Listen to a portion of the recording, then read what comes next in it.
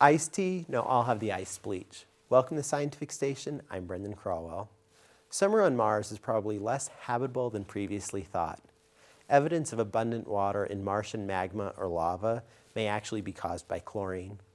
Even though we send probes to Mars pretty regularly, a lot of what we know of the planet actually comes from indirect observation.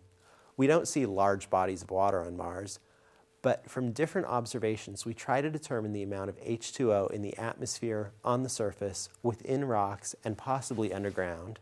To do this, we need to look at the effect we expect water to have on these structures. One way to measure the amount of water in the atmosphere is to determine how much infrared light is absorbed. Water vapor absorbs more IR than other gases. Those measurements need to be corrected for weather patterns because those values can change frequently. When looking at rocks, it is possible to see the effect water has had on them in the past. In particular, water will create specific crystal patterns in the rock that can still be observed even after all the water has evaporated. It was previously thought that Martian lava contained as much as 2% water. This was determined by looking at the crystal patterns of meteors that come from Mars. 2% would provide a hefty source of H2O for the Martian water cycle.